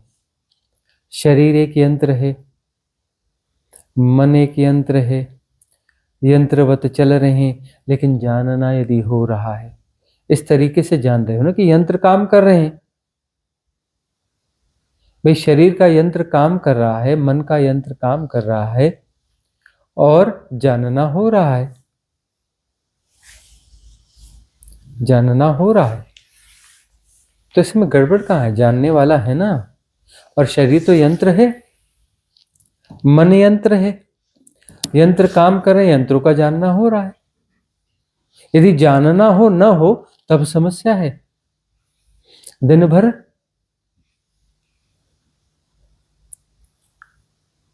भर साधना से उन्मुख हो या देशना, हमारी देशना गूंजती रहती है, उन्मुख हो देशना के प्रति। देशना सजगता की है, सजगता बनी हुई है, दिख रहा है कि शरीर काम कर रहा है, मन काम कर रहा है, रूटीन के काम हो रहे हैं, यंत्रवत हो रहे हैं, यंत्र है, यंत्र की तरह काम कर रहे हैं, तो सजगता है ना। तो पता चल गया ना कि शरीर एक यंत्र है, मैं शरीर थोड़े ना हूं, या मन एक यंत्र है, टूल है, मैं मन थोड़े ना हूं। और ये यंत्र यंत्र की तरह काम कर रहे हैं, यंत्र यंत्र की तरह काम कर रहे हैं, हम तो जानने वाले, जाना जा रहा है ना, तो बात ठीक जा रही है ना। और देशना को जिया जा रहा है, यंत्र अपना काम कर रहे हैं, देशना को दिन भर जी रहे हो।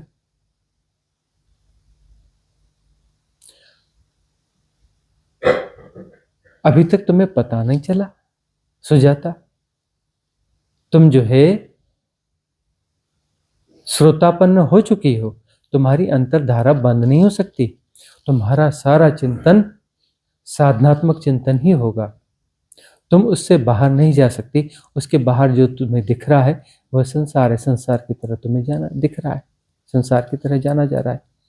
यंत्रवत गतिविधियां वैसी की वैसी जानी जा रही होंगी, सभ्यता समाज सब काम कर रहा है, तुम उसे उसी तरह से देखोगी, तुम हिप्नोटाइज नहीं होने वाली उससे। अब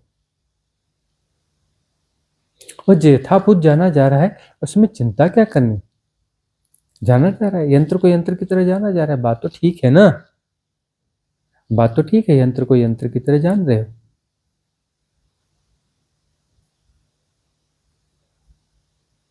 यथाभूत जानना इसे ही तो कहेंगे ना। और अंतरधारा है साधना की, तुम श्रोतापन्न हो, तुम स्रोत से बाहर नहीं पड़ सकते। बीच में मन ने कुछ संशय डालने की कोशिश करी थी, एक डंडा हमने लगाया था, उस डंडे से तुम ठीक हो गई।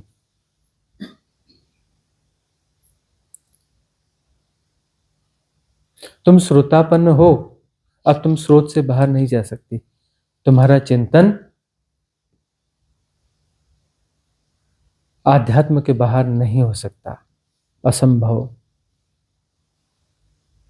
तुम साधना से विमुख नहीं हो सकती, असंभव। यह देशना तुम्हारी श्वास बन चुकी है, तुम्हारी हर श्वास इस देशना को जिएगी। मुक्ति पथ पर तुम्हारे कदम रुक नहीं सकते। अगला प्रश्न किसका है? गुरुजी, आप जो भी हमें नॉर्मल लाइफ में सजेशंस देते हो, तो वो क्या सब कुछ प्रासंगिक होता है हमारे लिए, या आप हमें टेस्ट करते हो कि हम आपको अपने भीतर से सुन पा रहे हैं कि नहीं? सारे पत्ते थोड़ी ना खोले जाएंगे। तुम सोचो कि सारे के सारे पत्ते खोल देंगे। और हम तो तुम्हें कहीं ना कहीं से टेस्ट कर ही लेंगे, और तुम कितना भी चाहो हमें टेस्ट नहीं कर सकते। तुम लोग भी हमें टेस्ट करने की कोशिश करते हैं, हमें पता है, और तुम कितनी भी कोशिश कर लो तुम हमें टेस्ट नहीं कर सकते।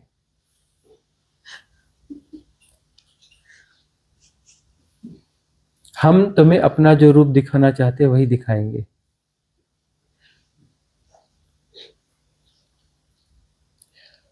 कुछ लोग, कुछ साधक छोड़ के चले गए, उनसे पूछोगे तो हमारे बारे में कुछ कुछ चीजें बताएंगे, ऐसा वैसा या, और सब थोड़ा अलग अलग बताएंगे, सब जो है अलग अलग बताएंगे। अरे देखना था तो एक जैसी कुछ गलतियां देखनी थी, सब अलग अलग क्यों दिखाते हैं? हम जो दिखाना चाहते हैं वही देख पाएंगे ना। किसी को कुछ दिखाएंगे, किसी को कुछ दिखाएंगे, इसलिए दिखाएंगे कि ताकि वह हमें छोड़ के जा सकें। कुछ लोगों को भेजना पड़ता है क्योंकि वह इस संघ की रिदम के अनुरूप नहीं है। जो इस संघ की रिदम के अनुरूप न होगा उसे हमें भेजना पड़ेगा। सीधे सीधे बोलना ठीक भी नहीं लगता। हम कुछ ऐसा करके जाते हैं कि वो बाहर जाएंगे और हमारे आलोचक बन जाएंगे और जस्टिफाइड होगा, दुनिया को बताएंगे इन इन कारणों से हमने गुरुजी को छोड़ दिया, ये बात हमको गुरुजी की ठीक नहीं लगी, इसलिए हमने उनको छोड़ दिया। तो हमारी नौटंकी सबके लिए अलग अलग है। तुम चाह कर भी हमें टेस्ट न कर पाओगे, और तुम कितने भी पत्ते खुलवा लो, हम तुम्हारा टेस्ट लेते रहेंगे। तुम कितने गहरे पानी में हो, हम तुम्हें कहीं से भी जांच लेंगे, कभी भी जांच लेंगे। अगला प्रश्न आपका। गुरुजी, अभी जो 2 प्रश्न हुए हैं उनके प्रति प्रश्न है मेरे। एक अभी हमने बात की एकाकीपन और एकांत की, तो क्या एकाकीपन से एकांत की तरफ बढ़ा जा सकता है? क्योंकि ये एक्सपीरियंस जैसे पहले जो मेरे साथ हुआ कि एकाकीपन से शुरू हुआ, जो भी इस तरह के रिलेशनशिप्स थे, कहीं ना कहीं मन की सतह पर अलग होने के बाद भी उनके पीछे भागा जा रहा था। फिर धीरे धीरे वो एकांत में परिवर्तित हो गया और अब वहां भागना बंद हो गया, अब वो एकांत एंजॉय हो रहा है। तो ये एकाकीपन जो है एकांत को एकाकीपन जो है उस भावधारा में एक ट्रांजिट फेज की तरह है। जब भी तुम एक सभ्यता के हिप्नोटिज्म से बाहर निकलना चाहोगे तो एकाकीपन निर्मित होगा ही होगा। वह सभ्यता प्रासंगिक सी लगती है, वह संबंधों के समूह प्रासंगिक लगते हैं, बहुत प्रासंगिक लगते हैं, और वह तुम्हारा जीवन खा रहे होते हैं, तुम्हें व्यस्त रखते हैं, तुम्हारे मन को, तुम्हारे तन को, तुम्हारी गतिविधियों को, तुम्हारे जीवन को उलझा पुलझा के रखते हैं, व्यस्त रखते हैं। उसमें ऐसा लगता है कि जीवन सार्थक सा है। लेकिन जब साधना में प्रज्ञा जागती है, मेधावान होते हो, मेधा और प्रज्ञा का उन्नयन होता है, तब लगता है तुम जीवन गंवा रहे हो इस गोल गोल चक्कर में, व्यर्थ की प्रैक्टिस में। अरे तुम देखो तो सही, जिनके सर्टिफिकेट्स तुम्हें मूल्यवान लग रहे हैं उनके सर्टिफिकेट्स की क्या वैल्यू है? अरे वो तो आज हैं कल नहीं रहेंगे, मिट्टी में मिल जाएंगे, शमशान में चले जाएंगे, कब्रिस्तान में चले जाएंगे। उनके सर्टिफिकेट्स की वैल्यू क्या है?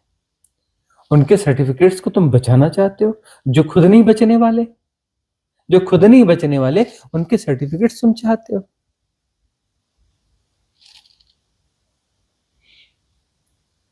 तुम्हें व्यर्थता का अनुभव होता है, तब तुम उनके सर्टिफिकेट्स के पीछे नहीं जाते, और वो सर्टिफिकेट देते भी हैं, बाद में छीन भी लेते हैं, उनके हिसाब से न चलो तो। मतलब वो धागा है, वह धागा है जो उन्होंने पिरोया है तुम्हारे ऊपर, और अपनी उंगलियों के इशारों से तुम्हें न चाहते हैं। तुम कठपुतली हो, तुम कठपुतली हो, और वो तुम्हें नचाने वाले इन धागों से। तुम इन धागों को काट देते हो, धागों को काट दिया, तुम कठपुतली की तरह नाचना बंद कर देते हो। नाचना बंद कर देते हो तब तुम्हें एकाकीपन घटेगा। इतने धागे तुम्हें नचाते थे, अब एक भी धागा नहीं है, वह एक भी संबंध नहीं है जो तुम्हें नचा रहे थे। एकाकीपन लगेगा।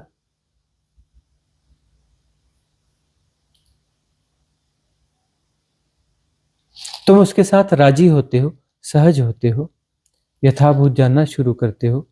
अपने एकाकीपन के साथ जैसे जैसे तुम राजी होते हो, एकांत की तरफ बढ़ने लगोगे। उसको भरने की कोशिश करोगे, पागल हो जाओगे। उस एकाकीपन को भरने की कोशिश करोगे, एबनॉर्मल हो जाओगे। उसे भरने की कोशिश न करोगे, राजी हो जाओगे, एकांत घटने लगेगा। एकाकीपन से दोनों राहें निकलती हैं, एबनॉर्मलिटी की या फिर सहजता की, वास्तविक नॉर्मल होने की। देखो, तुम्हें जो है यह नॉर्मल लाइफ लगती है, संबंधों को निभाना या वह फलाना ठिकाना या सबको संतुष्ट करना, ये तुम्हें नॉर्मल लाइफ लगती है। नॉर्मल नहीं है, यह भी एबनॉर्मल है। एक एबनॉर्मल है कि तुम पागलपन की तरफ चले जाओ, वह एक्सट्रीमनेस है एबनॉर्मलनेस की। तुम एकाकीपन के साथ राजी होते हो तो एकांत, उस एक के साथ राजी होने पर वह अंत हो रहा है, क्योंकि अन्यों के प्रति आकर्षित नहीं हो। उस एक में तुम अन्यों को समाविष्ट करने की कोशिश करोगे तो पागल हो जाओगे। उस एक में तुम अकेले राजी हो, किसी अन्य को समाविष्ट करने की कोशिश न कर रहे हो, तो एक में जो अंत होगा उसमें तुम संतुष्ट हो जाओगे। और एक अपने आप में पूर्ण है, एक अपने आप में पूर्ण है, उसमें किसी अन्य टुकड़ों को जोड़ने जाड़ने की जरूरत है नहीं। तुम अपने आप में राजी होगे, तुम देखोगे बाकी सब तुम्हारे सामने सरेंडर करने लगेंगे अपने आप। वो तुम में समाविष्ट होना चाहेंगे, तुम्हें उन्हें खींचने लाने की जरूरत ना होगी, सब सरेंडर करना चालू कर देंगे। तुम अपने एकांत के साथ राजी तो होना सीखो, अपने एक के साथ, उस एकाकीपन के साथ राजी होना तो सीखो। देर होगी अंधेर ना होगा, देर होगी अंधेर ना होगा, सब तुम्हारे सामने सरेंडर करेंगे। और जो तुम्हारे सामने सरेंडर न करेंगे, तुम्हें दिखेगा इनका सरेंडर न करना कितना अच्छा है, क्योंकि उनका संग साथ अच्छा नहीं है। वह सरेंडर न करेंगे, दूरी बना के रखेंगे, वह प्राकृतिक व्यवस्था है। उनका संग साथ, उनकी ऊर्जा अच्छी नहीं है। उनका सरेंडर न करना और दूर रहना बहुत सुंदर है, बहुत अच्छा है। तुम राजी रहोगे तो अस्तित्व की वह व्यवस्था तुम्हें समझ में भी आएगी कि अस्तित्व कितना कृपालु है, अस्तित्व कितना सुसंगत है। उसकी सुसंगतता तुम्हें दिखेगी, तुम्हें समझ में आएगी। तुम ठहरो तो सही, राजी तो हो, तुम प्रज्ञावान होने लगोगे, यथाभूत जानना होगा, सारी मिस्ट्रीज अनफोल्ड हो जाएंगी। ठहरो तो सही, थमो तो सही। अगला प्रश्न। गुरुजी, एक भोजन को लेकर है। जैसे भी आपने बोला कि आपको अपने आप आपका शरीर बताएगा कि अब किस चीज़ की ज़रूरत है, तो भी मैं अब काफ़ी टाइम से एक टाइम ही भोजन ले रही थी, लेकिन पिछले 2 दिन से मैंने देखा कि मैं बहुत अनकंफर्टेबल हो रही हूँ। कल रात को मुझे लगा, मैंने जबकि खिचड़ी खाई थोड़ी सी, तो भी मैं पूरी रात अनकंफर्टेबल थी, तो मुझे लगा कि मैं शायद देर से खाई है, 8 बजे डिनर था। तो आज मैंने वही खाना 4 बजे खाया। उसके बाद भी अभी तक दीक्षा वाज नर्सिंग मी, लाइक मुझे इतना एकदम से रिजेक्ट कर रही है मेरी बॉडी फूड को, और बहुत पेन हो रहा है और बहुत डिस्कम्फर्ट हो रहा है। देखो, मन जो है ना, मन आदतों का कितना बुरा शिकार होता है। भोजन कर रहे हैं, सबके साथ होता है ऐसा, सबके साथ होता है। भोजन कर रहे हैं और वो भोजन शरीर स्वीकार नहीं कर रहा है, लेकिन फिर अपना कुछ घंटे बाद फिर से भोजन कर ले रहे हैं। पहला भोजन पचा नहीं है, स्वीकार नहीं हो रहा है, भूख नहीं है, खाने जैसा कुछ भी नहीं है। अच्छा क्या बना, ये बना है, अच्छा ऐसा है, ये है, चलो थोड़ा सा खा लेते हैं, और थोड़ा खाने बैठे और ज़्यादा खा जाते हैं, जबकि शरीर को उसकी ज़रूरत ही नहीं है। हम शरीर की भाषा सुनने के लिए राजी नहीं है। इस शरीर में हम रहते हैं और शरीर के मित्र नहीं हैं। सोचो तो सही, हम इस शरीर में रहते हैं और शरीर के मित्र नहीं हैं। इस शरीर की भाषा नहीं समझते, उसके संवाद हम तक पहुंचते नहीं, हमारे बीच में संवाद है ही नहीं। शरीर और हमारे बीच में गैप है, संवाद नहीं है। यदि संवाद हो, योग हो, तो यह शरीर हमारे लिए कितना उपयोगी हो सकता है।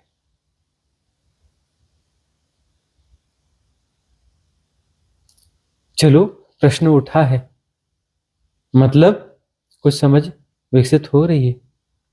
शरीर कह रहा है मुझे कृपा करो, थोड़ा सा गैप दो, जबरदस्ती कुछ ना डालो मेरे भीतर, जबरदस्ती कुछ ना डालो। एक यह अति होगी कि बिल्कुल ना दो शरीर को, बिल्कुल ना दो। एक अति यह होगी कि जबरदस्ती तो बहुत ज्यादा दो।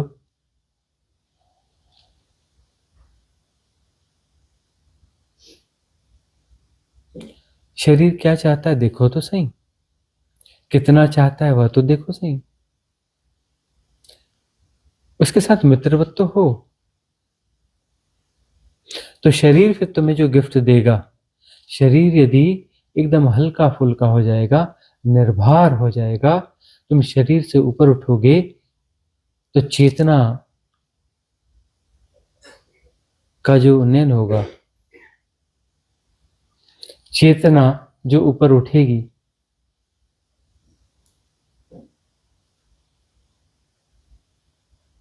वह अनुभव तुम्हें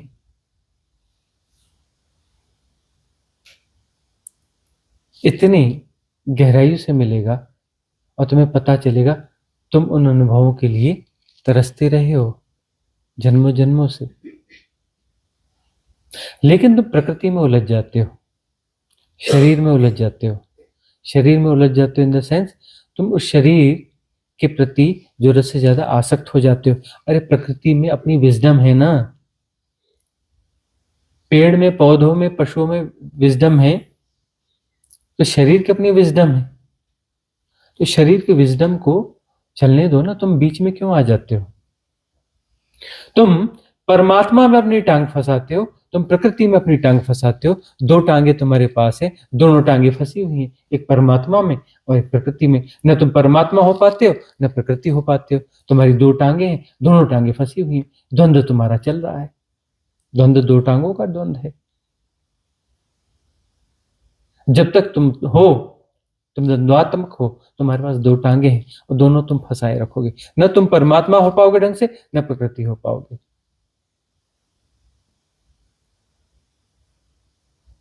तुम्हारी जरूरत है ही नहीं। तुम कर क्या रहे हो? तुम काहे सब पसारा फैला रहे हो, उल जलूल? तुम्हारी कोई जरूरत नहीं है, तुम्हारे बगैर सब कुछ शुभ है, सुंदर है। तुम विदा हो जाओ, अपनी दोनों टांगे निकालो और विसर्जित हो जाओ, समाप्त हो जाओ। तुम्हारी कोई जरूरत नहीं है, तुम्हारे बगैर सब कुछ सुंदर है। सत्यम शिवम सुंदरम।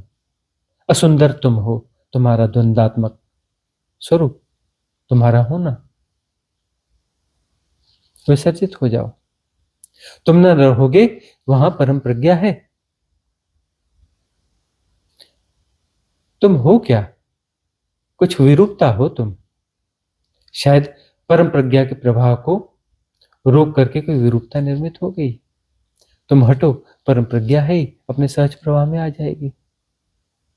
तुम्हारे हटते ही परम प्रज्ञा अपने सहज प्रवाह में आ जाएगी।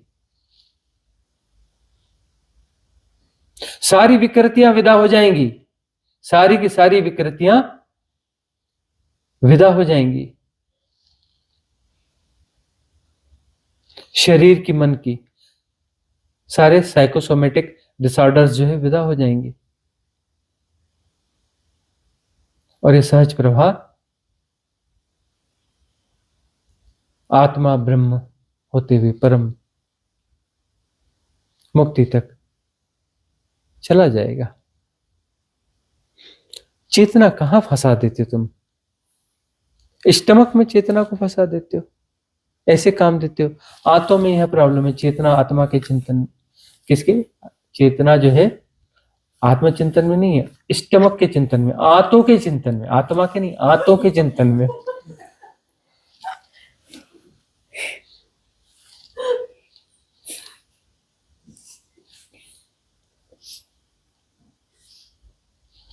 ऐसा है, वही क्षमता है। चेतना को आत्मा से मुक्त करो तो आत्मा में जाए।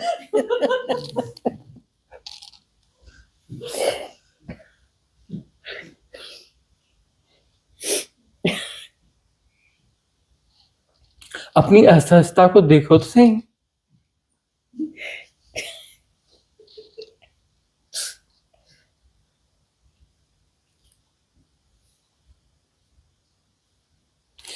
ऐसा सिर्फ एक दिशा की बात हो ऐसा नहीं, तुमने पूरे जीवन में देखो, यथाभूत देखो, तुम अपनी चेतना को कहां कहां फंसाते हो, कहां कहां फंसाते हो, किन विरूप संबंधों में फंसाते हो, किन जो है व्यापार के उल्टे सीधे गुणा भागों में फंसा देते हो।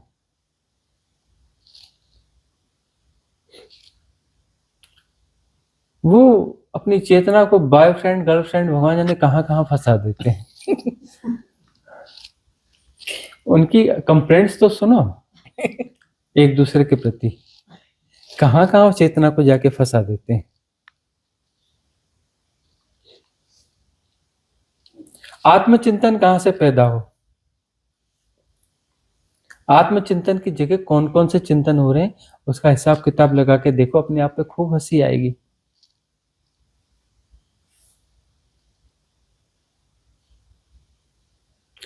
किन दो कौड़ी की चीजों में अपनी चेतना को उलझा देते हो, फंसा देते हो।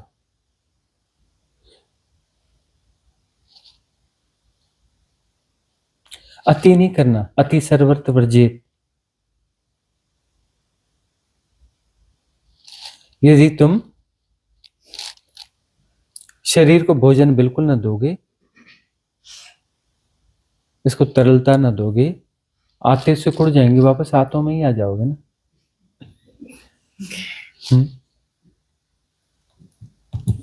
आतों के रोग वहां भी पैदा हो जाएंगे। अति सर्वर्थ वर्जित, मध्य मार्ग। मध्य मार्ग सदा मुक्ति को दे, मुक्ति की ओर अग्रसर है।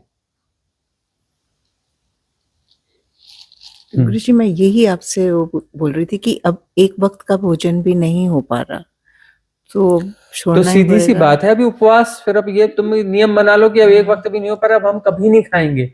ओके। दूसरी अति में चले जाओ, क्योंकि एक वक्त का भोजन नहीं हो पा रहा, अब हम कभी नहीं खाएंगे। आते सिकुड़ जाएंगी, फिर आतों का चिंतन, आत्म चिंतन चालू हो जाएगा। आत्मचिंतन की जगह आत्म चिंतन चालू हो जाएगा। अभी जो है टेम्पररी शरीर बोल रहा है कि माई कृपा करो, अभी कुछ मत डालो, अभी वो कृपा कर दो, अभी उसको कुछ न दो। आते कह रही कि पुराना बहुत फंसा पड़ा है, उसको साफ करने दो, हमें निकालने दो, क्लींजिंग के लिए थोड़ा समय दो। क्लींजिंग हो जाए तो हम खुद इंडिकेशन देंगे, एक जोर की भूख पैदा करेंगे। जोर की भूख पैदा करेंगे तो जोर का ढेर सारा खाना मत देना, थोड़ा सा देना, सहजता से देना। अपनी शरीर की भाषा सुनो, शरीर मित्र है। मन की सहजता को सुनो, मन भी मित्र है। यहाँ दुश्मन कोई भी नहीं है, सब मित्र हैं। तुम सहज तो हो, सब टूल हैं, सब टूल हैं, आनंद का टूल है, आनंद मार्ग है। यह जीवन आनंद मार्ग है, और आनंद की दिशा में नहीं बढ़ रहे हो मतलब गलती तुम्हारी है। तुम भटके हो। यहाँ तो भटकने जैसा कुछ है नहीं, सहज हो जाओ, आनंद मार्ग है। सारे टूल आनंद के लिए हैं, शरीर मन सब आनंद के लिए हैं। बुद्धि चित्त अहंकार सब आनंद के लिए हैं। यह बस अपना अहंकार भी खेल का एक हिस्सा है। सहजता हो तो वह भी टूल बनेगा आनंद के लिए।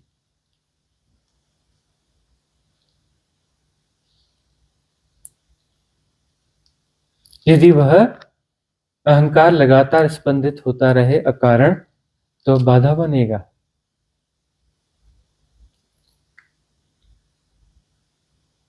किन्हीं क्षणों में वह मीमांसा का कारक होता है। अहंकार मीमांसा की धुरी बनता है। यदि अहंकार न हो, बिल्कुल न हो ही ना, शुरुआत में ही, साधना के शुरू में ही चला जाए, उपनिषद नहीं मिलेंगे। वह मीमांसा का कारक होगा, संग्रहण की वृत्ति लेके आएगा और उन मत देशनाओं को उकेर लिया जाएगा, बचा लिया जाएगा। एकदम व्यर्थ कुछ भी नहीं होता सृष्टि में, हर चीज टूल है। उसका मिसयूज कर रहे हो वहां प्रॉब्लम है,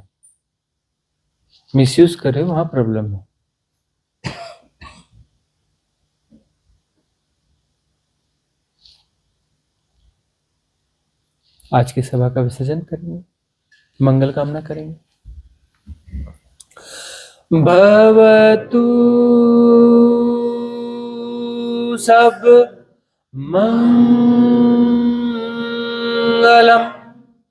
भवतु सब मंगलम, भवतु सब मंगलम। सबका मंगल हो, सबका कल्याण हो, सबका मंगल हो, सबका कल्याण हो, सबका मंगल हो, सबका कल्याण हो।